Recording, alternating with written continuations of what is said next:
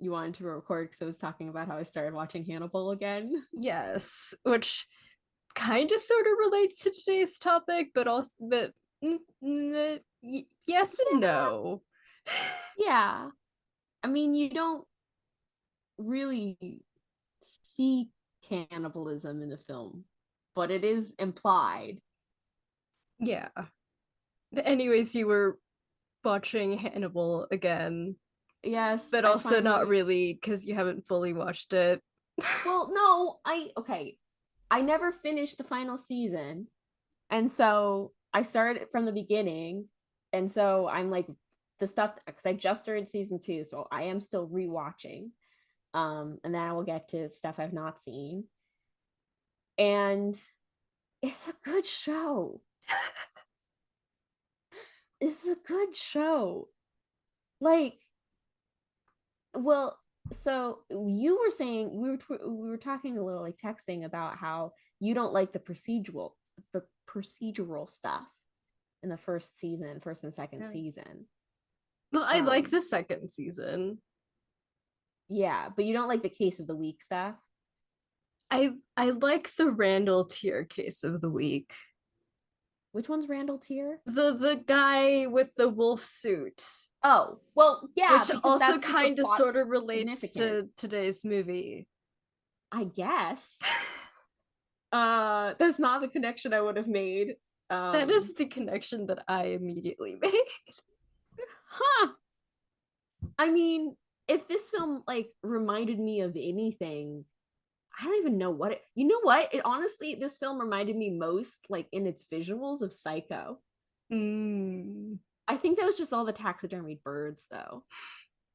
Okay, this is like something that is a little interesting that I want to share because it's relevant to this film and also to Hannibal, which, as I was discussing with my friend Lucy, the difference between Gothic media and dark academia. Because I was like, what is what is Gothic is cooler. well, but here's the thing. 'Cause I feel I in my brain, I'm like there's similar like aesthetics in my brain. So I'm like, what is the actual like differentiation between in like in I guess the themes or the tone? And this is she was giving her perspective as someone who is reads a lot of literature and also was on Tumblr. And this is her definition that I of the two that I found really interesting is that she was like in dark academia, or rather, let me say that it works better in this order. In Gothic media, the horror is often something that the protagonist is like entering this story, and there's like this horror that there's like, oh my God, there's like, all these horrible people are being horrible, and, like But they're is it entering or is it already there? well, the protagonist is not that it's that the protagonist or the audience surrogate is not like aware of the horror and they're witnessing the horror. Meanwhile, in dark academia, that you are the horror in some ways, that you are like, oh, like I am part of this, and like all of my moodiness and angst and darkness within me is like there's an acceptance of it, even if there's a horror of it. Like the protagonist is the horror, meanwhile, and the audience is like, you resonate with the horror within yourself. Meanwhile, like the narrator, the audience surrogate in Gothic media is like witnessing the horror, and they're And I find that really interesting as a differentiation. I feel like we might get into a debate as to who the audience surrogate in this film is. Yeah, because I think it's the Spider Baby is supposed to be gothic, and I think the audience surrogate is supposed to be Peter. But is he? But But is he really? yeah, and that's the thing, is that I think that that is maybe one of the camp aspects of this film, is that the misfits and outsiders are going to find a kind of, they resonate with Virginia and Elizabeth and the Mary family. Let's get into saying what film we're discussing. It's Spider Baby from 1967, written and directed by Jack Hill, who also did Coffee. So this is our second Jack Hill. It's a very different film than Coffee. Yeah. And also, I might keep talking about Dark Academia. I might edit this out, but I feel like Dark Academia is much more interested in specifically academics and like classism and academic institutions. See, that's what I would think too. But like, there's also classism in Gothic literature too. Yeah, but it's not specifically set in academic settings. Yeah, and well, I don't know. I do think it's true that thinking about like the touchstones of it, I've not read any like Bronte or like Wuthering Heights or stuff like that, or like Shirley Temple. I've not Shirley Temple, Jackson. um but I've seen like Crimson Peak. That was a recent thing. And like it is true that in those works it's like often a young female protagonist, kind of entering this dark spooky house, and it's like, oh my god, these awful things are happening. Like, I do think the original premise of the genre is to kind of be a witness to the horror, and maybe there is some like feelings of sympathy or whatever like inside, and you might like find relate to the gothic figures.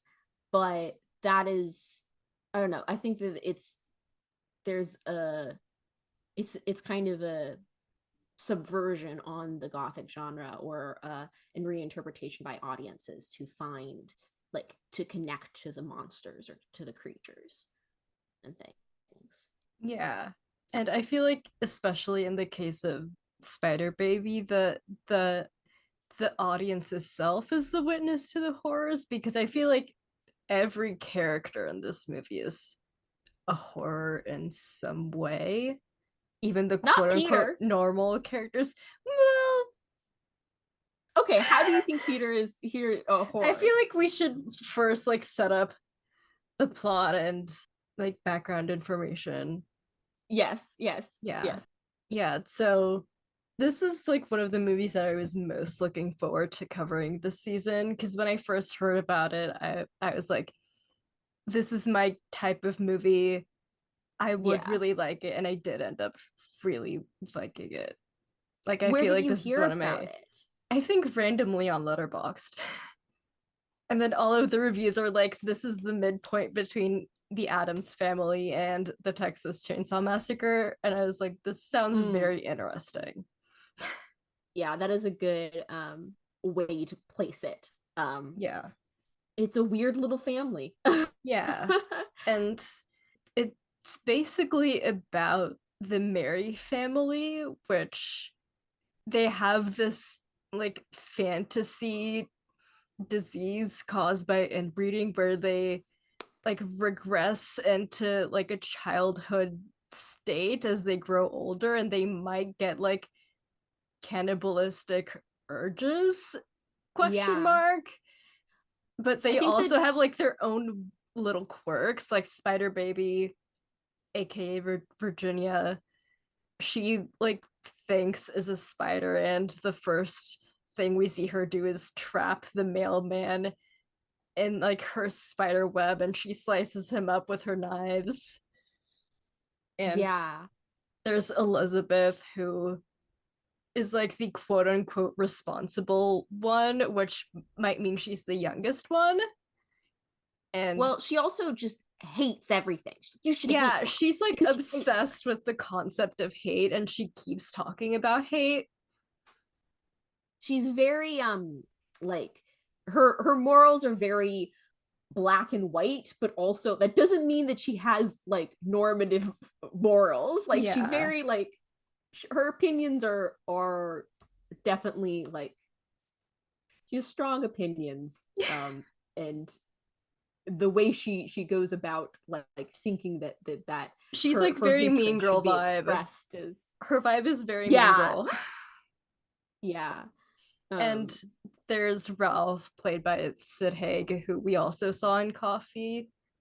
And they put him in like these very tiny clothes. and he's also These like bald. little boy clothes, and he's bald and he doesn't speak. And Virginia kind of barks at him a lot. She Yeah, says his name in like a very barky tone. yeah. And he's well, Peter keeps saying, oh, he's just a big kid, he's just a big kid. Meanwhile, he's actively assaulting people. Yeah, he's actively assaulting people, and it's implied he killed a cat to serve at Yeah. dinner. Yeah, um and their dad is dead, but they keep his skeleton in his bed. And yeah, they tuck him the in and give him a rest, kiss. yeah, the rest of their family members are in the basement. Like they're in a Yeah, pit in a basement and they're just kept there. And but and like they these fed dead three bodies. main, yeah, their three main kids sort of are taken care of by Bruno, who was their caretaker, and he had promised their dad to take care of them forever. But now Peter, the alleged audience surrogate, is Well, it's really Emily, his sister. yeah. um Well, the both of them, they come over with a lawyer and his secretary to basically take the estate. yep. And yeah, I feel And chaos like ensues. this is a film that's definitely has a lot of Also, instant Bruno is character. played by the Lon Chaney. I He's don't like know that actor. he's the iconic Universal movie monster man. He was the Wolf Man. Oh, He's oh yeah. So that makes their commentary about and the like the loving the secretary Anne Wolfman being like, "Oh, I love the Wolf Man." and the oh my god. He also does a bit of like the opening song. Like I knew I was gonna love this movie the moment those opening credits rolled, because it's like this cute little Monster Mash song with these cute little animations. Yeah, it's so well done. And I mean it's that juxtaposition of like these cute little cartoons and this cheery song, and Then the you lyrics watch are the talking rest about of the movie. yeah, well the lyrics are talking about cannibalism and like horrors in the song, but it looks so cute. I keep watching that opening because I'm like, this is incredible. Yeah, I want to look up more into the company that did those opening credits, because it was so well done, and I'm like I just want to see what else they did. Yeah, and it's very specifically 60s because this was an era where like minimalist animation was kind of a trend. Mm. So yeah, I very easily place this in the 60s, even though it's technically set in 1957, maybe. Oh, Because like Peter at the beginning was like, this happened 10 years ago. oh, that's true. I mean, it's kind of a little bit like out of time, this house that they're in. You don't really Yeah. see any other location. Um, Yeah, the house looks very haunted mansion-y. oh, it is peak, peak haunted, creepy house design. I wrote down just like everything that like the cobwebs, the ripped curtains, the rats, the live owl. Like it's so like it's There's a live owl and a taxidermy owl, yeah. which made for a really good jump scare. This movie has good jump scares. It didn't cause me to jump. I don't remember like which jump scare it was, but I do know that one of them did get me. Yeah. So the background info I got from Mubi, because apparently they did screen a few of Jack Hill's movies a few years ago. Oh. And they write, following its brisk 12-day shoot, Spider Baby, originally called Cannibal Orgy, a salacious title that is misleading on both counts, was yanked from distribution after the production's real estate bankroll went bust. David L. Hewitt acquired the rights and re-released the picture in 1968. From there, the picture languished as a lost oddity until bootleg videos began to surface, and the film was given a second or third chance. As critics such as Stephen R. Bissett have pointed out, Spider Baby just missed being part of the domesticated horror vogue that first hit at the American airwaves in 1964, with shows like The Addams Family and The Munsters, but it did preview later, much harsher Fright Family features like The Texas Chainsaw Massacre and The Hills Have Eyes. It definitely like it's the kind of thing where the kind of plot where I could tell that this is a cult film and like a piece of kind of almost piece of lost media, because it's just a little strange. Yeah. It's just a little too strange, and probably just came out at this time where it just missed Yeah. trends that it could It's have too very late easily for fit certain into. things, too early for certain things. Yeah. Yeah, and they also write Spider Baby conceals a more poignant commentary, and it betrays its considerate characterizations and its satisfying realizations of substance beyond the exploitation style that one sees the double bill brilliance of Jack Hill. I'm trying to parse what that's saying. It's saying that it's it's not quite an It's exploitation film, or it is, but it's doing more than it should be or is expected of like mm, traditional exploitation films. yeah. Like how, for example, like the two other films mentioned, the Texas Chainsaw Massacre and The Hills Have Eyes, like the weird families in those movies are like, from my understanding, pretty explicitly portrayed as the villains and consistently Mm, antagonistic. Meanwhile, this family is kind of cute, even though it is actively doing very horrible things. yeah. You do I, get I mean, really, really attached to them. I think that comes from the fact they're children, and they're not like, now the depiction of Ralph is creepy and off-putting, Yeah, but the two girls, the actors are great, because I there's love moments them. where they Those are pull my these facial girls. expressions. Those are my girls. I mean, sometimes they pull these facial expressions that are a little like uncanny and unsettling, but for the most part, they're dressed in these dresses and they have pigtails, and Virginia's they big they bow. I loved her big bow. yeah, they look like these sweet little girls.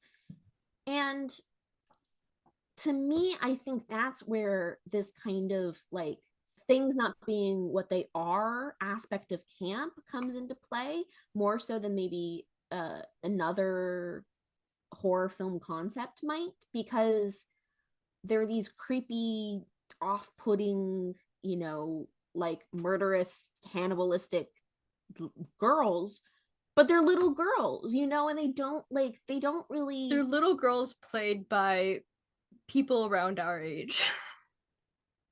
Yes, but they don't like the markings of like there's not this apparent like otherness in their design, if that makes sense. Yeah. And I also feel like it's in part because we get to spend so much time with this family. Like, even though the first character that we interact with is the mailman that does get killed by Virginia, we then spend a decent chunk with this family, and then Peter and Emily and the lawyer come in. Yeah. And Anne. Don't forget about Anne. Yeah. Yeah. I do love her hair. Yeah. Elizabeth! Bruno, Virginia hurt somebody real bad. You ought to hate her. Elizabeth, how many times have I told you it's not nice to hate? One time I leave them alone. And now this. Elizabeth, I trusted you. I left you in charge. It's not my fault. I didn't do it. She did it. She was playing spider. You should hate her. No, I left you in charge. Virginia! Virginia, you come here right now. Ralph! Wait. Ralph! Ralph! Ralph! Ralph! Ralph! Ralph! Ralph! Ralph! Ralph! Ralph! Ralph! Ralph! So, okay. This is maybe hopping ahead, but I really want to know more of your thoughts on Peter. I think Peter is really interesting in the sense that he does come across as the most understanding of this other group of people, because he's like the nicest to the family and like actually wants to interact with them, but also at the end of the day he does kind of seem to represent the sense of normalcy. Yeah. And like as he's telling the story, he's like especially at the end where he says, oh, like, don't worry, we don't have what they had, like it's completely gone. Mm. Like and Yeah. also at the end of the day he's like, and after that I did get the property. Yeah. That's so fair. I do think, I mean, he does definitely like he represents the status quo in some ways with his banality, and like there's no aggression on his part, which almost makes like the fact that he's just like, oh, he gets, he gets the family estate, that makes it a little almost more like sinister. Not that like it's he did anything to get it, but just like, oh yeah, the status quo means, this guy's gonna get the riches in the end. But I found him really fun. I was like, he's given big himbo energy. Just like, oh, don't really, just kind, not really any ambitions, flirting with this girl. I love the scene. This is like towards the end of the movie, but when he's playing Spider with Virginia, but he doesn't really quite seem to understand what that means. Yeah. He doesn't know that playing Spider means that he's going to get trapped and eventually murdered, and also maybe potentially be hit on by his niece. Yeah. Yeah, that is a moment. Yeah. He's also like, I don't know, I just think it's really endearing when characters in horror settings don't realize that they're in horror settings. Oh, Like, that's this isn't a absolutely man. Peter. Yeah, he's not going into this haunted house because he sees the cat carcass and it's like, oh, that's Rabbit. The whole, he's just like, oh, it looks delicious, yeah, let me serve up this dinner, and just like, yeah. I well, okay, let's talk about that dinner scene, because that was a moment with like, I think just amazing like production design. Yeah, what really stood out to me of the dinner was that this family clearly at some point has had some sort of money, because all of their silverware is really nice, but what Yeah. they're serving is a cat they found on the backyard, and Virginia is eating bugs because she is a spider and spiders eat other bugs, and their salad is just grass. Yeah. It's just And like, also, Bruno explains that they're vegetarian because if the kids eat any sort of meat, they might want to do cannibalism. yeah, which then is like, then just completely like disregarded because like Ralph is eating, like taking these huge bites of this cat carcass, and like one of them is like, oh, I thought you said you were vegetarians, and it's like, oh, Ralph can eat whatever he hunts. Like, Bruno is yeah. also kind of a character in a horror movie that isn't really entirely cognizant that he is in a horror movie, because like he is aware of who these people are, but he just loves them and is so attached to this family that he just lets them do whatever. Mm. Well, I also like something I found kind of interesting was that he said that he promised the kid's father that their condition wouldn't become the object of public scrutiny. Oh yeah. And there's something to that I found really like, I don't know, interesting from this like perspective of disabled identity, Yeah. where this is this film where it's like I like agree that it's like I it's kind of like I like to think that this is kind of a fantasy, and like it's not Yeah. like serious at all. Like I think Peter even calls it a curse at the end. Like this isn't like they're trying to, this isn't making like a grounded condition, mental condition, but you know, some of the language that they use is a little outdated, and Yeah. You but can tell this was made in the 60s. but at the same time, like I don't know, it's nice that there are these characters that for Peter just treats these kids like kids, you know, like children. And for Bruno, he's like, that's also the case, but also with this kind of like, oh, these are kids, these are my responsibility, but also like, I'm going to protect them from not being like, being turned into something other than kids, and to like exploit their condition, or be mistreated. And I don't know, it's was surprisingly like kind of like, oh, this is a, Yeah. I don't It's know. also interesting coming from something that is technically an exploitation film. Yeah. Like, to me, like at this point, smart exploitation film feels like an oxymoron, because I feel like there is something to gain from basically any exploitation film. There is something to analyze, but the way this film operates is very interesting, because yes, a lot of it is look at these crazy people, but it's also like love these crazy people. Yeah, and it's also like, how do I phrase this? It's not like, look at these crazy people, aren't they so crazy? It doesn't even really say that. It's they don't use they never use that word crazy. I mean, that's Yeah. because that's more of a modern word, but also that if anything, it's just kind of like, this kind of odd. It's kind Yeah. of odd and peculiar. It lets And them yeah, run they around. It lets them do huh? their thing. It lets them run around and do Yeah. their thing. And And their thing it's is it's fun. hiding bodies in their little chute thing that goes up and down the house. Oh, it's an elevator. That's an old school Yeah. elevator. A dumbwaiter. Yeah. Yeah, I loved that. I love that Ralph likes to hang out there, and Yeah. the reveal that the lawyer is dead is like through that, like slowly rising up, and then Emily sees it. Yeah.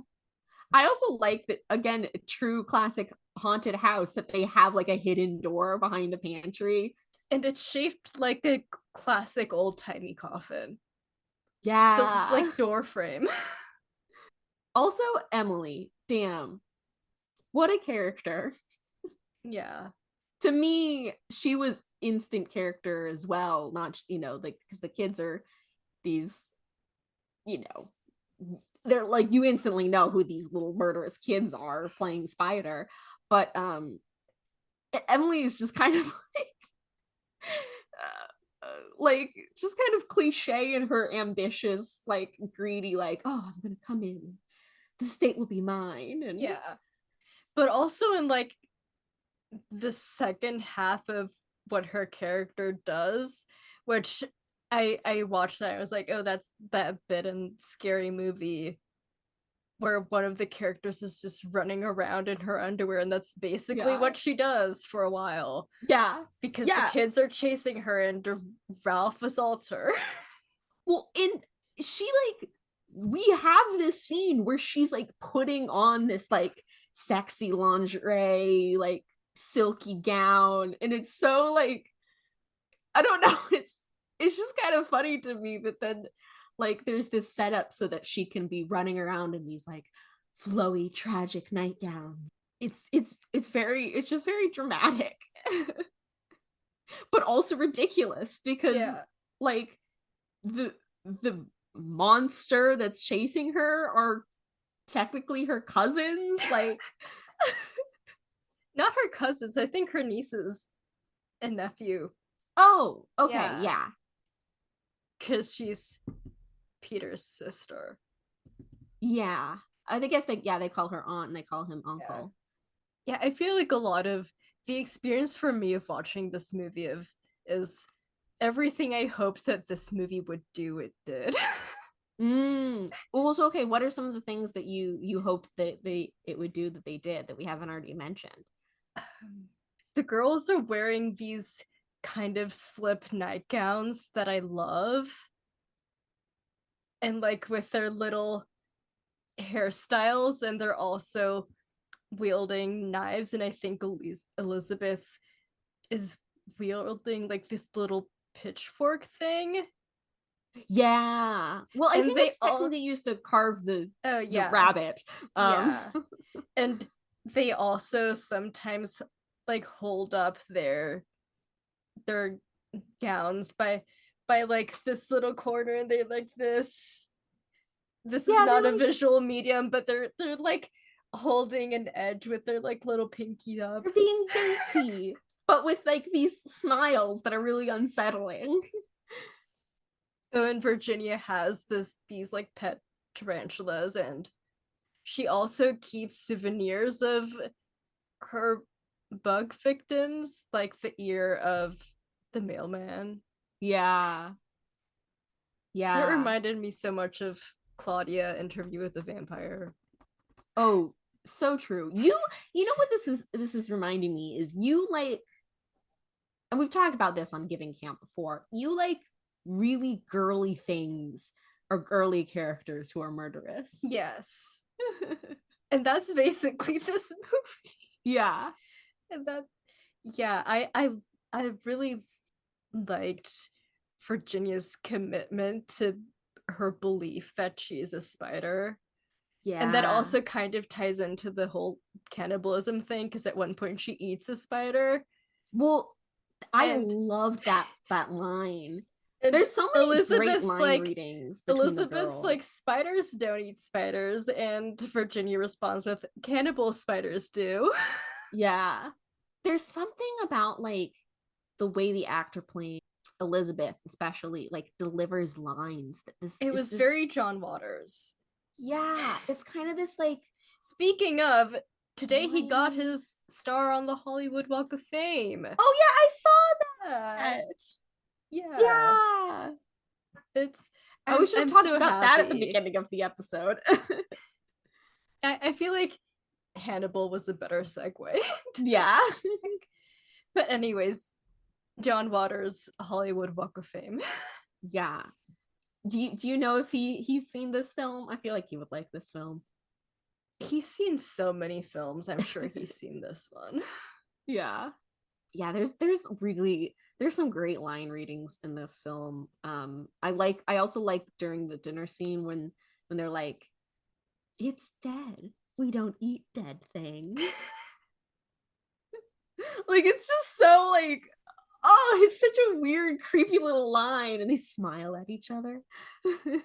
Oh, and at the beginning where they're meeting the rest of their family, aka Peter and Emily, and when they start talking to Bruno about like, oh, where are the rest of the relatives? And there's various points where Elizabeth says something like, oh, they're talking about this thing, and Virginia responds with, I know. Yeah. Yeah. Also, this is kind of a longer scene and maybe has more meat to discuss. But the scene where they kill the lawyer dude, I found really fun and camp. The fact Oh, that yeah. he's like, oh, going, he has this whole kind of like pleading monologue to them about, you know, proper procedures and like doing stuff that's in good taste, and you got to be, you know, respectable. That's not And how camp works. exactly, they immediately just go kill him and start stabbing him. Like, no, The way nothing, it's like, also shot is really good because you don't see their faces, you just see the girls' silhouettes just standing there on the stairs, and then when he yeah, flashes his flashlight we can see them and they immediately start screaming and stabbing him. yeah, like that film, like, And they kill him because, as Elizabeth argues, it's because he's going to tell on the family, and which potentially, like, basically the stakes of this movie are this family will get entirely separated. yeah, And like the scenes with Bruno are really sad to me. they Like I really almost teared up when like right after they killed the lawyer, they're with Bruno, and he was like, I knew at some point someone was gonna bring the state in and like put order into this family, yeah. which it's understandable. They're not eating, like at one point it was like, does Bruno know how to cook? Yeah, no, Has like, he ever cooked for these children? they're definitely not like, They have not gone to school. they're not being healthily taken care of, Yeah. but they are loved. And Yeah. I think it's also like part of that scene that's so sweet is like, you know, like I think Virginia's like, oh, are you gonna hate me? Because, you know, Elizabeth's like, oh, he'll hate you, he'll hate you. And he's like, no, like I will never hate you. It's just Yeah. like, And he also just, starts crying. yeah, And he's also like, when the girls are like, I wish we could stay here forever, he starts crying, and then he is like, wait, I have a toy that could make that happen. And the toy is yeah, dynamite, which yeah, leads to the end of the movie, where after they've killed Emily, it's the way she's killed is kind of a whole entire thing, because at first Virginia is like, a spider would drain the life of a bug, so they just grab oh no, onto that's her. Anne. They try to drain Anne. Oh yeah. They try to drain Anne, and then because Ralph wants to play with her. Yeah. Yeah, it's creepy. And but yeah, and then They Emily have this is, saw and try to saw to her leg to drain her. yeah, and then Emily comes back and is trying to, it's like this weird moment, you're like, is she in like lusting after Ralph or wants to kill him? She's And it's in a kind of state. She is both. in a mental state. Yeah, and then But she gets they're all kind of attacking each thrown. other. And But yeah, Emily gets thrown at the rest of the family, and the rest of the family kills her. But Anne escapes. Anne and Peter escape, and Bruno yeah, comes in with his toy, which is the dynamite, and he's like, here's the toy, and he lights it and they all die. So they can stay in the house together forever. It's really freaking tragic. And then Peter's like, I got the estate and I have a normal family and a normal child, which we then realize is not exactly a normal child because she stares at a spider and then fade to credits. And there's which is like a very classic B-movie thing. Yeah. Where like the moment he mentions that he has a child, I was like, I hope the child is creepy and the movie ends. Yeah. I mean, it's like that kind of classic, like, oh, the threat is still out there. But if you're taking it as this kind of more like empathetic analysis of this kind of like these kids and their you know, kind of abilities as being anyone who's other, there's this this legacy that's kind of able to be passed on in this child, Jessica, I think her name is, that I do find like that is empowering in a small way, or like at least hopeful. Yeah. Bruno! Doesn't sound like Bruno. Oh, no, it's Uncle Peter and that pretty lady. They've come back. Virginia, you mustn't hurt anyone else. Bruno will really hate you. He will not. Anyway, I like Uncle Peter. He's not like that bad man. All the same, they'll tell on us. Would they? Would they tell? Of course they'll tell. Bruno said there'd be others, didn't he? They're coming. What'll we do? We'll have to make a plan. That's when I was like, yeah, this movie did everything I wanted it to do. So is it high on your list of inspo and movies for you now?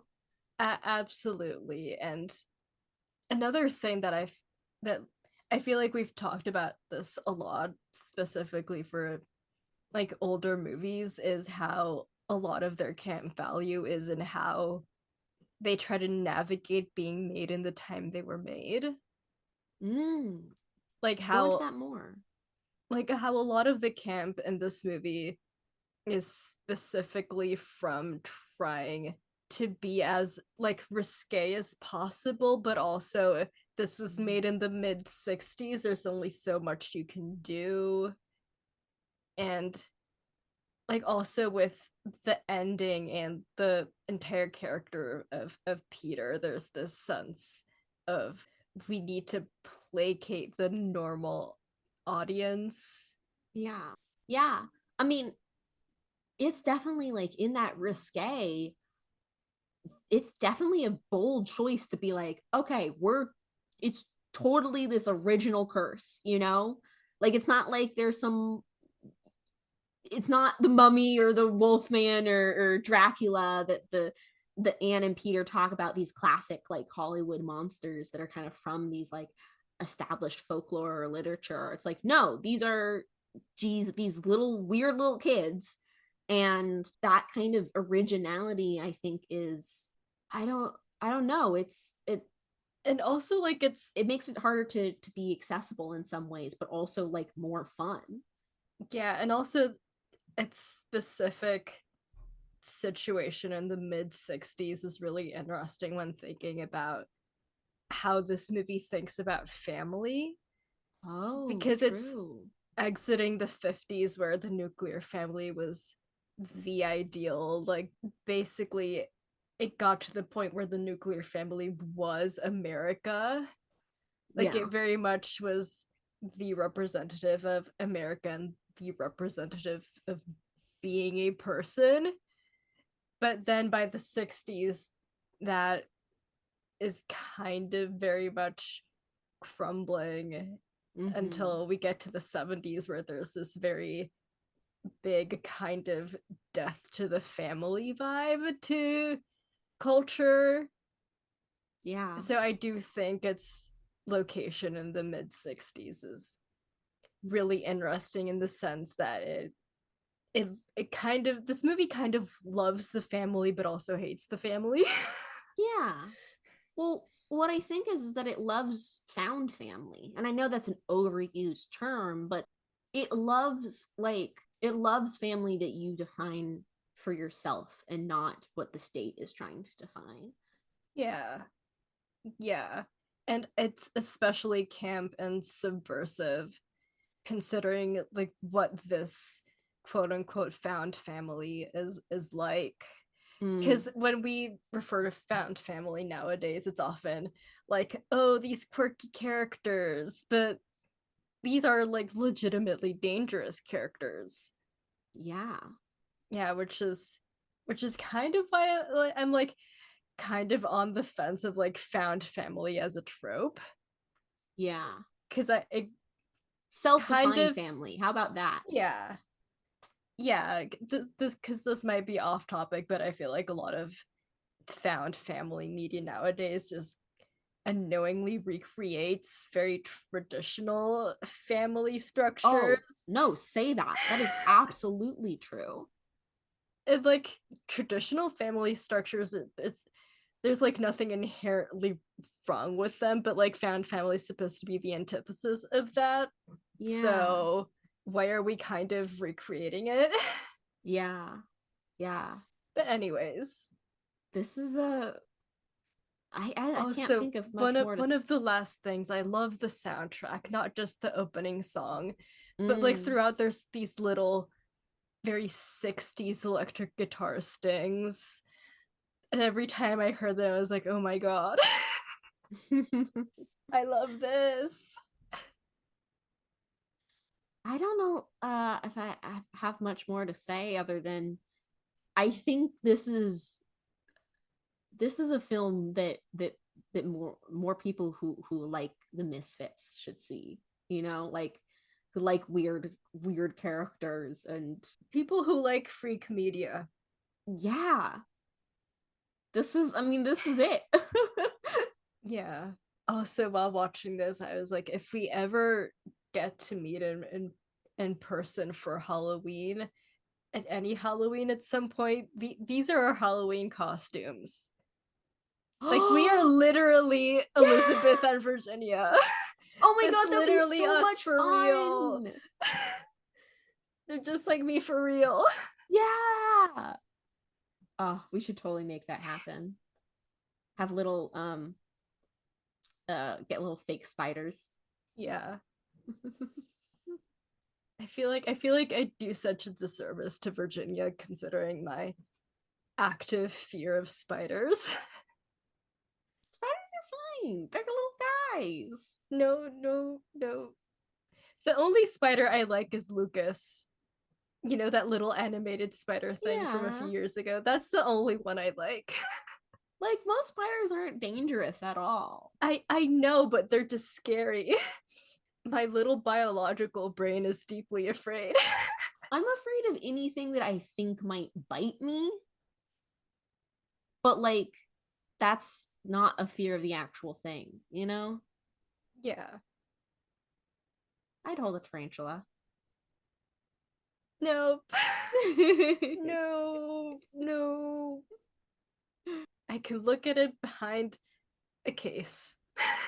What about snakes? How do you feel about I snakes? like snakes. I like them. There's something about bugs. I like absolutely no. I like every other animal except bugs. Yeah. Well, don't let Virginia know that, otherwise Yeah. she'll play spider with you. Yeah. It's Giving Camp, hosted by Saffron Hefta-Gaub. And Fabiola Liaño. Our theme music is written by Harrison Lurie.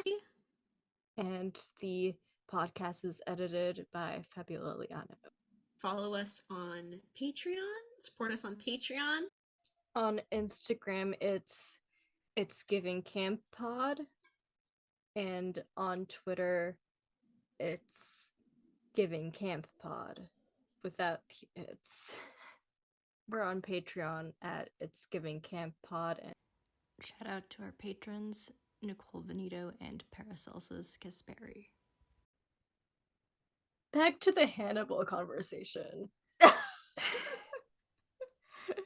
the Randall, Virginia's so Randall tear-coated, and also almost Elizabeth and Virginia are kind of Hannibal and Will vibes. I mean, I guess I see it. Elizabeth is kind of Hannibal-y with her whole scheming and weird obsession with hate. Yeah. And Virginia is very becoming, like Will is becoming. Yeah. Anyways, put that at the end of the credits. Like have the song like credits start playing after like our little conversation about Spider, then at the very end put our conversation about Hannibal. A treat if you keep listening. Yeah. Everyone watch Spider Baby and then also watch Hannibal. Yeah. Great double feature. A great double. Watch all of Hannibal in one sitting.